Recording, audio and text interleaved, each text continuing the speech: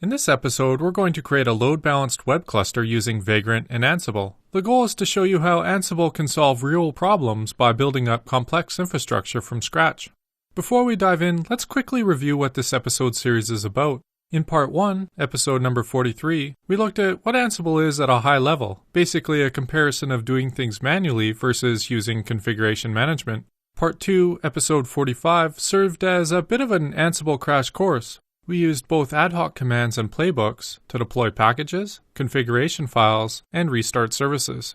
In this episode, we're going to pick up from where we left off in Part 2 of this series, building out our Vagrant environment even more to support a load-balanced web cluster. That being said, you should have at least watched Part 2 before jumping into this one. Then finally in Part 4, we're going to close out this series with a zero downtime rolling website deployment across our cluster of web nodes. The end result of our activities today will be a Vagrant environment with a fully functioning Ichiproxy load balancer with 6 Nginx web nodes sitting behind it. We'll be using Ansible to install all of the required packages, deploy configuration files, and start the correct services on each of these boxes, all without ever logging into any of these nodes manually. We'll then fire up a web browser and start sending requests to the load balancer, and we'll watch as our requests cycle through the 6 web servers, while we hit refresh in the browser. This is a pretty cool demo, but it's not just eye candy. We'll also learn some new things about Ansible as we work through getting this configured. So how are we going to build this out? Well, I thought we'd work through the process at a high level before we jump to the command line and actually make it happen.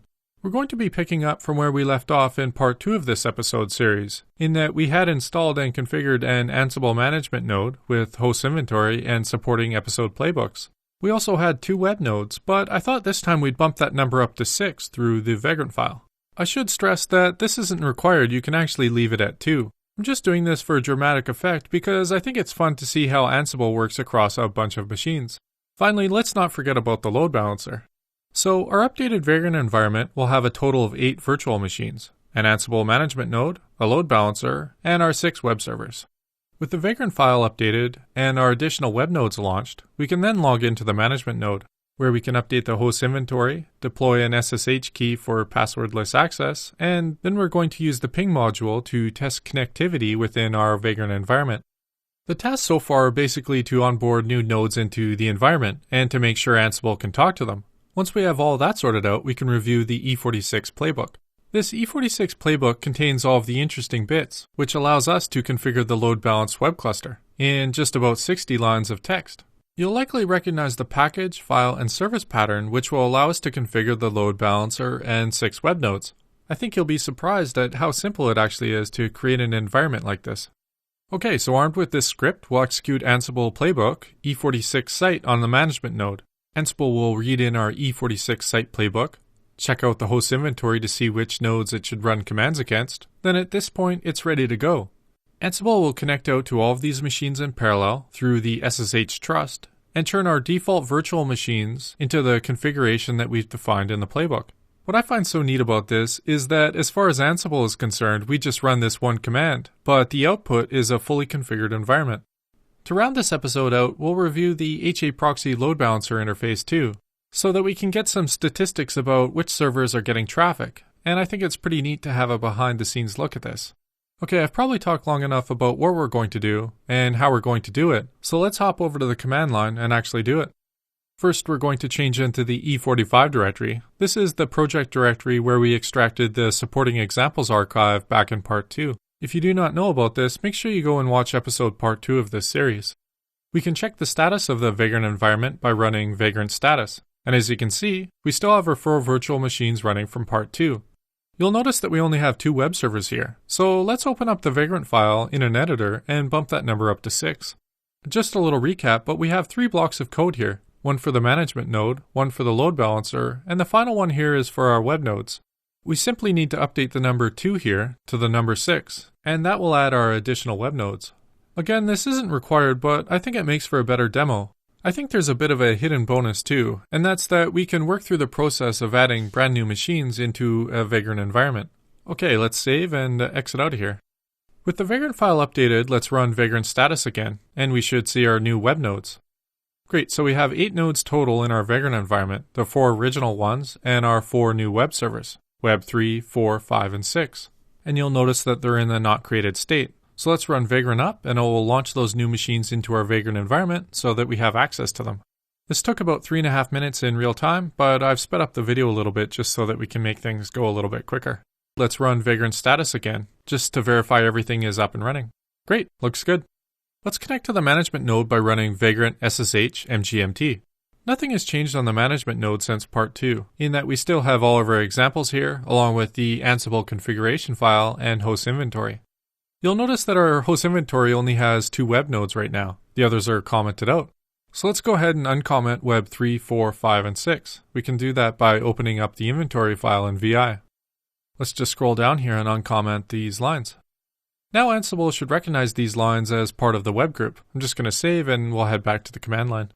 I probably mentioned this before, but when I make a change, I generally like to verify that it worked. We can do that by checking to see if the file looks like what we think it should look like. This has actually saved me countless times while deploying changes or working on help desk tickets, and I think it's just a good habit to develop.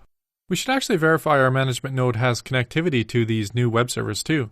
We can test this out by pinging web 3, then 4, then web 5, and finally web 6. Okay, so at this point, the management node can at least talk to these web servers on the network level. And name resolution is working via the etc host entries we added back in part 2. Let's go ahead and configure passwordless access into these web servers.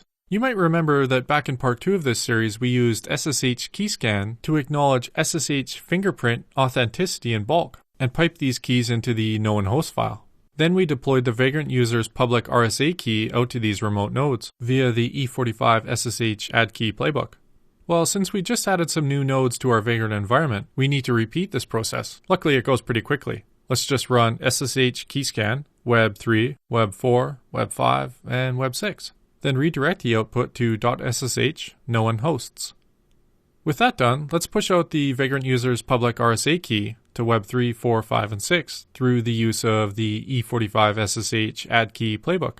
Let's run Ansible playbook E45 SSH add key. And since it's the first time connecting to these web nodes, we need to tack on the AskPass option, since we don't have passwordless access configured yet, and the password is just Vagrant.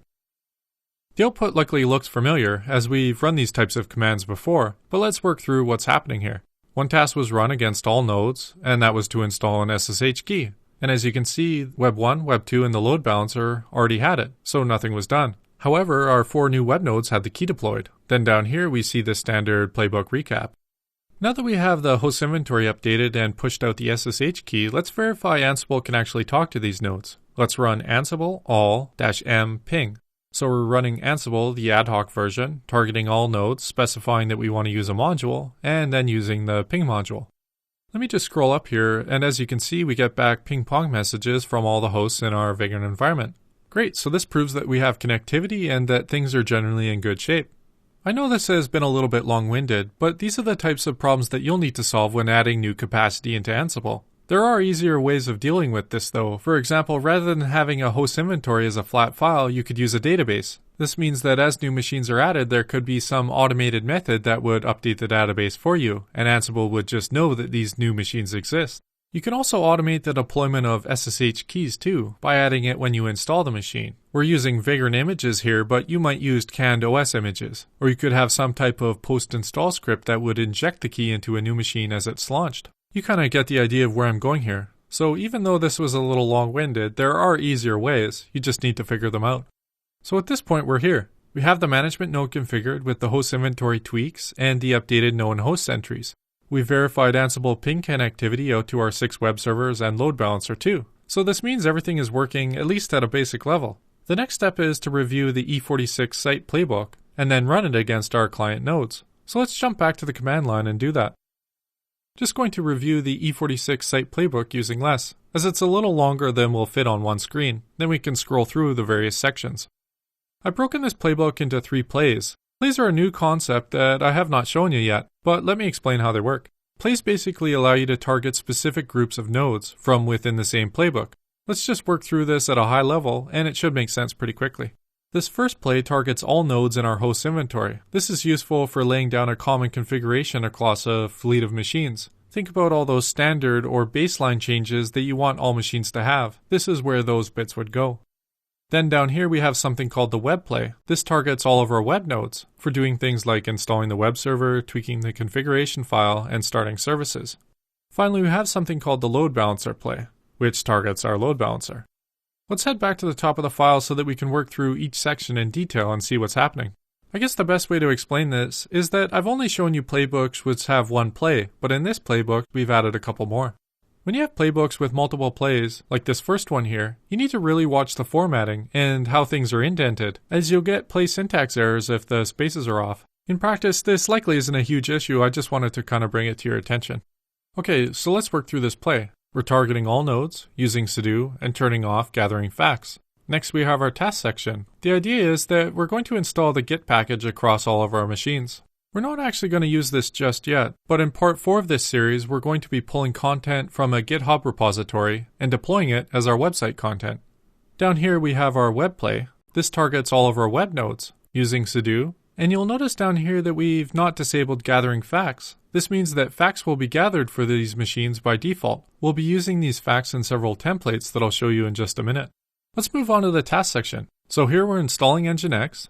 Next, we're deploying a configuration file via this template, and then restarting Nginx if it changed. This Notify Restart Nginx section comes in handy if you need to deploy a new configuration file down the road, and you just want the service to be restarted to pick up the new settings. We're actually going to check out these templates right after we review this playbook, as I think this will give you a well-rounded idea of what's happening here. Next, we deploy the default Nginx site, again using a template and notifying Nginx if it needs to be restarted. Finally, we deploy the default index.html file using a template. This is really simple, but in a production environment, you would likely be pulling your website content from a version control system. We're actually going to look at this type of system in part 4 of this episode series, doing rolling updates and switching between release versions pulled from GitHub. We have our restart Nginx handler down here, which will be triggered if any of these configuration files are changed. The last play in this E46 site playbook configures our load balancer. We're targeting all machines in the load balancer group, but there's only one at this point. Here we're making sure that we're running commands as sudo. Then down here we have the tasks section. This block here is actually something new, but it basically allows you to iterate over a list of packages and have them installed without having many duplicate code blocks. Say for example that you wanted to install 15 packages. You would just add them to this with items list, and then use this app package line here to get them installed, kind of like a for loop walking over a list of items. I've linked to the Ansible documentation that covers loops. Just check out the links section below, and it has all types of examples. I guess the gist of this is that we're installing the Ichiproxy and the socketcat packages, but you could easily install more packages if needed just by adding them to this list. Next, we're replacing a line in the etc Ichiproxy defaults file with the line in file module, which will allow us to enable Ichiproxy. I've linked to this line in file module in the episode notes below so you can check out what that does, and there's lots of good examples in there. We also notify the handler if this changes. Finally, we deploy the Ichiproxy configuration file. You should likely understand the majority of this, as it's just the package configuration file and service pattern that we've heavily covered in part 2. And no matter the configuration management tool that you wind up using, you'll likely see this theme over and over with varying degrees of fanciness. Okay, so that's pretty much it. And as you can see, we're not doing anything too crazy in here, just installing some packages, deploying configuration files, and making sure things are started. Let's have a peek through the templates folder and get a sense for what these configuration files actually look like. So we have the 4 configuration files here. Let's start out by reviewing the Nginx server configuration file. You'll notice that with most of these files, they're actually stock configuration files, but I've just made a few modifications. The first one is to add this Ansible managed fact up at the top. You should remember this from part 2. The idea is to let anyone who looks at this file on a remote machine that it's actually managed by Ansible, along with any metadata about how it was generated. So this serves as a good warning, since if someone changes it, there's a high probability that it's going to be overwritten on the next Ansible run. I'm not going to talk too much about the stock Nginx configuration, as you can easily read about that, but I have made a couple tweaks down here. I found this blog posting about how you can add a header to each server response, just to indicate which backend server served the request. This probably isn't so useful in production, but it's pretty nice for debugging in our environment while testing. And I'll show you what this looks like in just a minute. Again, this is not a good idea for production, but I've disabled all caching. This will allow us to debug the environment without any client or server-side caching issues. So that's pretty much it. Nothing too crazy in here, just a couple tweaks to allow for easy debugging. Next, let's check out the Nginx default site template. You'll notice the Ansible managed comment fact up top here. The only other change in here is that we set the server name to the host name of the node serving this request. This is done through an Ansible fact, hence why we do not disable fact gathering in the playbook. Let's actually jump back to the command line and see how this works. I'm just going to type the command and we can work through how this works. Ansible web1-m setup-a filter equals Ansible hostname. So we ran the ad hoc Ansible version against web1, specified that we want to use a module, then we provided the setup module. The setup module allows you to gather facts from remote machines. It's a confusing module name, I know, but it's used for gathering facts. Then we provided an argument saying that we wanted to filter for the Ansible hostname fact. This looks through the huge listing of facts returned from the setup module against web1 and pulls out the Ansible hostname fact. Then down here in the output, we see that we have the hostname web1.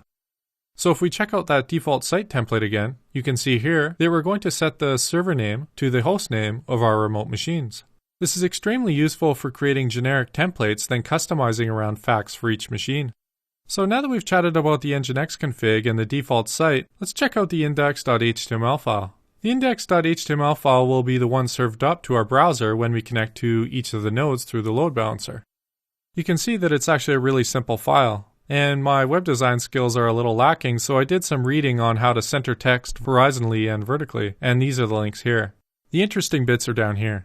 We have our E46 heading, then down here you can see a message about how this request was served by, then the web server's hostname, and its IP address. This is just an added visual verification step that we're actually sending the connections through the load balancer to different web servers.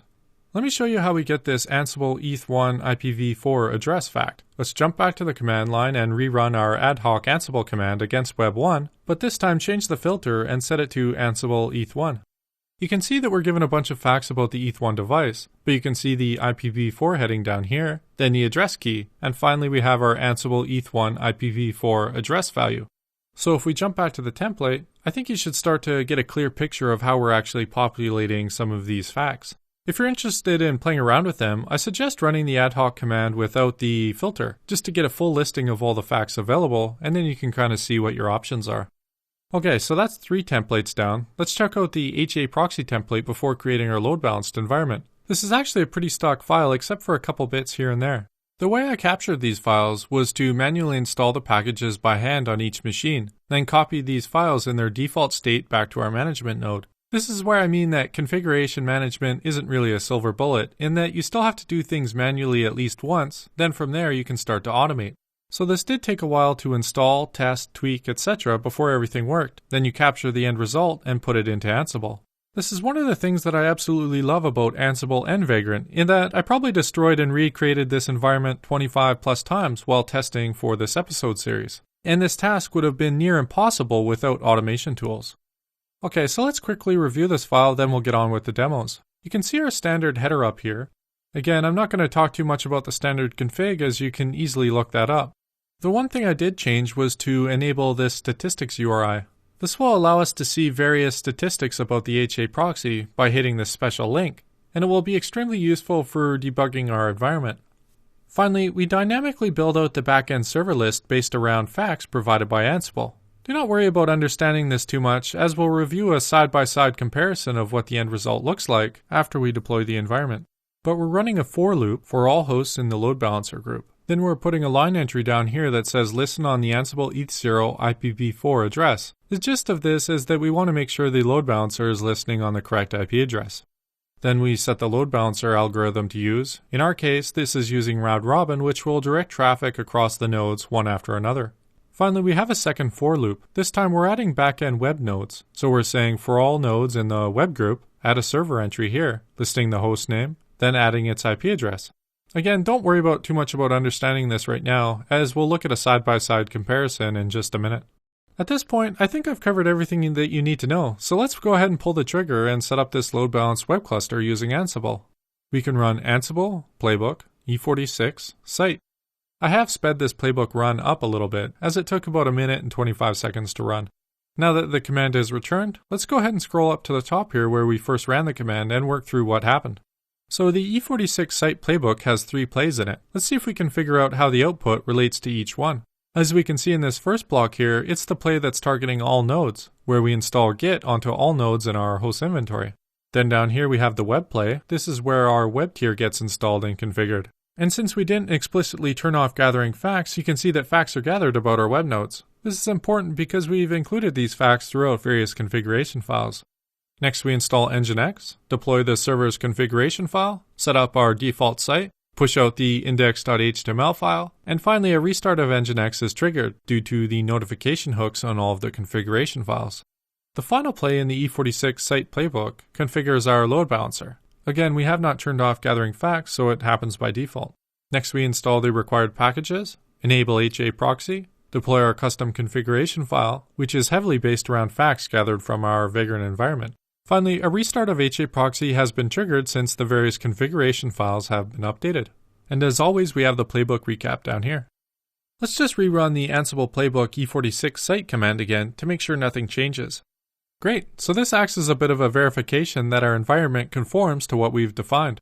So that is how we configure this environment. Now this might actually be a bit of a letdown, as we've had all this build up, and now it's as simple as running a single command to build out this entire environment. I really think this speaks to the power of Vagrant and Ansible, as you can just download these supporting files and get this up and running rather quickly. I just wanted to take a moment and explain how we're going to connect from our host machine into the Vagrant environment to the load balancer. I thought the best way was just to add an overlay and then we can talk about it. So on this side, we have the machines launched inside our Vagrant environment. Not shown here is the Ansible management node, but it's on this side too. Then over here you have your desktop, laptop, or whatever you're running Vagrant on, but I'm just going to call this the host machine. In our Vagrant file, which created this virtual Vagrant environment, we mapped port 8080 from the host machine into the load balancer's port 80. So when we connect to localhost 8080 on the host machine, it's actually being redirected inside our Vagrant environment to the load balancer on port 80. How about we jump back to the command line and see how this works, as it might make more sense if we're reviewing the Vagrant file too. The /vagrant mount links back to our project directory on the host machine, so you can see the Vagrant file here. Let's just open it up and have a look. The second block here defines how the load balancer should be created, and you can see this forwarded port option here, where we map port 8080 on the host machine to port 80 on the guest. So that's how this works. It's rather simple but extremely powerful for testing network connected services. Let's just exit out of the Vagrant file and we'll head back to the diagrams for a minute. So when we make a connection from our browser to localhost 8080 on the host machine, we're actually being forwarded into the Vagrant environment. Then when we hit refresh, we are distributed across our web nodes. Personally, I just find this so cool, as we can play around with pretty complex virtual environments, and the overhead for creating this is not really that much, once you have a hang of how Vagrant and Ansible work. Okay, let's jump over to a browser and actually test this out in real life. So we're sitting here on the Ansible website. Let's just change the location to localhost 8080 and hit enter. Sweet, so we connected into the Vagrant environment through the load balancer, and our request was served by Web 1. You can see our nice little E46 heading here. Then down here it says our request was served by Web 1 and Web 1's IP address. Let's hit refresh a few times and we can watch this cycle through the web nodes. Pretty cool, right? We can actually check out the load balancer's statistics page too by using our second tab and navigating to localhost 8080 Ichiproxy stats. This is the statistics report generated by Ichiproxy and keeps us up to date with traffic totals across the load balancer. We can actually watch these stats change too by switching back to our first tab. We'll hit refresh a few times here. Then coming back to the Ichiproxy report and hitting refresh. You can see that Web 1, 2, and 3 each served an additional request. We can also test this out by heading to the command line from our host machine using curl to hit the load balancer. Let's run curl-I and then we'll hit localhost on port 8080. And we can just run this a few times. You might remember that backend server header that we added in the Nginx configuration file. Well, you can see the header added here. So our request was served by Web 4, 5, and then 6. This kind of thing can actually be really useful for debugging your Ichiproxy and web nodes, as you have a sense of who you're talking to. Heading back to the Ichiproxy statistics page, we can hit refresh and grab the latest report. As you can see, the request counts have been updated. I thought we might fire up Apache Benchmark running from our host machine against the load balancer, just for fun. This doesn't really prove anything other than padding the stats counts, but it might give you some insights into how a high traffic website might distribute load across machines. Let's run ab-n10,000-c25, and then we'll give it the localhost 8080 link. So we're saying use Apache Benchmark, issue 10,000 requests with a concurrency of 25, and the URL is localhost 8080. This actually goes pretty quickly, but you can see the 10,000 requests completed successfully with 0 failures, and we see the requests per second down here. We can head back to the Ichiproxy stats page and hit refresh again. Now you can see that we have some meaningful numbers in here. So this is how you'd use Ansible to stand up a load-balanced web cluster. I just wanted to chat about a couple more things before we end this episode. Let's have a look at what the Ichiproxy server's configuration file looks like, as we've heavily generated this using templates and facts from our environment. I've opened up 2 terminal windows here, both connected to the management node, and we're going to look at a side-by-side comparison of what the Ichiproxy configuration file looks like. So in the top window, let's cat the Ichiproxy template from the management node, just to get an idea of what the for loops look like. Then in the bottom terminal window, let's SSH from the management node into our load balancer. What's so cool about this is actually our first time logging into this machine, and it's been fully configured without us ever logging into it manually. From here, let's cat the etc Ichiproxy config file. And this last block here is what we're looking for. I just thought it would be a good way of showing you what the before and after states look like for this template. You might actually find it useful to review these files on your own or play around with the various facts, as it's a great way of learning. I hope at this point you have a pretty good idea of what this real-world Ansible use case would look like. I actually had several additional demos planned by way of these 4 playbooks. But when working through the editing process for this episode, I realized that I was already running way too long. So what I'm going to do is I'll leave these here as a bit of homework for you if you're interested. Then you can go through these as you have time. Let me just show you what the E46 role site playbook looks like. As you can see, there's 3 plays in here: common, web, and load balancer, just like the E46 site playbook that we looked at earlier. There's a couple of interesting differences here though. First off, it's much shorter. There's no task section, but rather this roles definition. Roles allow you to move the configuration out of the playbook and into a file and directory structure called a role. Let me show you what I mean. And if we list the directories again, you can see this roles folder. We can just run tree against it to get an expanded view of the files and directories under it. So here you can see that we have a web role defined, along with tasks, handlers, and templates directories. Then in these folders we have configuration files and our template files. So roles allow you to remove bulky configuration out of the playbook and into a folder structure called a role. The goal of this is to make things a little more modular, so that you can share and reuse roles, along with not having playbooks that are thousands of lines long. Feel free to play around with these files and see what they do, and you can just run Ansible Playbook against them just like a regular playbook. I've actually linked to the roles documentation page too. You can find it in the episode notes below, and it's packed with useful information. Okay, so that's it for this episode, and be sure to watch part 4 as we'll be picking up where we left off here. Alright, that concludes this episode. Thanks for watching. If you would like to get notified about future episodes, please subscribe to my mailing list. You can do this by going to the Get Notified link in the header and entering your email address. Have questions, comments, or concerns about this episode? What about episode ideas? I'd love to hear your feedback, either good or bad. Shoot me an email, justin@sysadmincasts.com.